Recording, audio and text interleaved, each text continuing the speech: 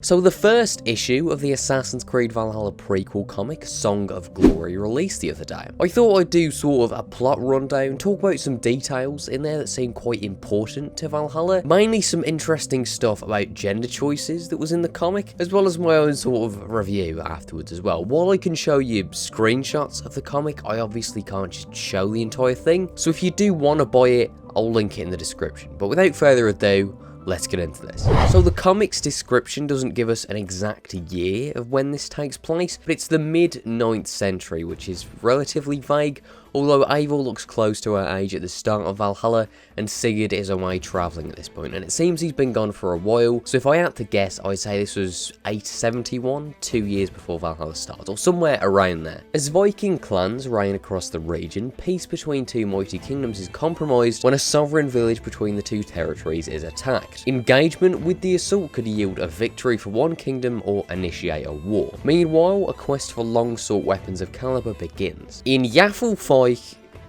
yeah, this is going to be a long fucking video, Jesus Christ. This village is being attacked by a Viking named Kjotve. Eivor and her friend Tora watch from afar, and Eivor insists on helping. As Eivor fends off raiders, we see Sigurd in Bulgaria in the company of a blacksmith looking for a sword. Though not just any sword, a great weapon made of crucible steel. The blacksmith has a great sword that takes Sigurd's eye. When he inquires about it, he's told that its name is Vengeance, and him and his companions attack Sigurd in retaliation to a Norseman killing his brother. Sigurd easily dispatches of two, but leaves the other woman alive. He threatens to kill her, but she promises to tell him where he can find the richest man alive, which is when we go back to Eivor, who's fighting one of Kjotve's men. The Viking goads Eivor by telling her about how Kjotve raided Styrbjorn's village, the raid in which her father died. She quickly kills him and then meets the village elder, telling him that she's claiming the land on Styrbjorn's behalf. The elder denies this, telling Eivor that he's no better than Kjotve and doesn't care for them, unsheathing his sword, being forced to kill the man, which is when the citizens of the village then kneel to Styrbjorn. A slave named Gull, marked with various tattoos, tries to attack Eivor but is disarmed. She takes an interest in Eivor, asking who she truly is and whose soul she hides, which is when we get this panel, which is really the most we've gotten about Eivor's gender in a while, which confirms this isn't some sort of animus magic. This story takes place out of the animus and reaffirms that the reason for Eivor's gender not being set is embedded within their character and their soul, as Gull says, which I feel is a far better way of selling your gimmick rather than contradicting lore, so that is nice. With this and the option that lets the animus choose the right Eivor for that time in the narrative, it's fair to say that this is a crucial part of the narrative as opposed to most games with gender options, where you can just pick at the start of the game and it will never come up again. After thinking about it for a bit, I have something of a very loose idea on this. I think Gull could have a high enough concentration of Isu DNA that allows her to easily access Eagle Vision, you know, making her useful, hence why she was enslaved. And because she has that ability, I think she potentially looks at Eivor,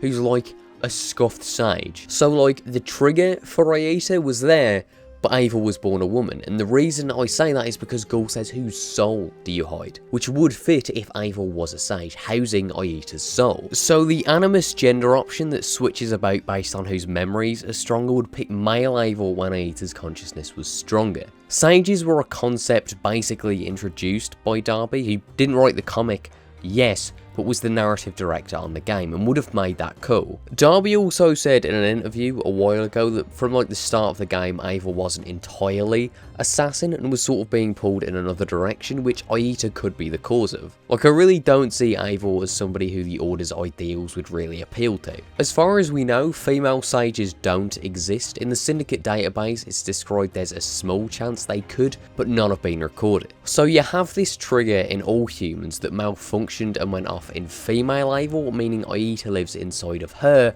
represented by male Eivor. And the one hole in this you might be thinking about is that Eivor doesn't have heterochromia, two different coloured eyes. But sages actually don't need heterochromia, as Jack the Malay didn't have it. And as well, even if Eivor did, I don't think you'd market that as that'd sort of give it away. But yeah, I know that's really flimsy, but that's about all I can think of right now. It doesn't sound great, but that's all I can think of. Like, Gull saying whose soul do you hide tipped me over a bit. But anyway, we'll carry on. Eivor returns to Stavanger issue with Gull, but Styrbjorn doesn't care and is furious Eivor killed the Elder, telling Eivor that she's brought death and disaster on their house, which is when the comic ends. In all, I did like it, and that is only issue 1, and there's 3 in total. I think a lot of stuff is going to be wrapped up before the main game, like Kjotve probably won't be in the main game, and that's probably a story just for this comic. But I think we could see some stuff that leads into the game, like maybe we could see Sigurd meet the assassins in a later issue. Like he's in Bulgaria now, which neighbours Turkey, where he meets Bazim and the assassins. And I like that they do show his darker side that was mentioned in those interviews with him killing the blacksmiths. But yeah, there's not a ton to say about it because it's just one issue that's quite short.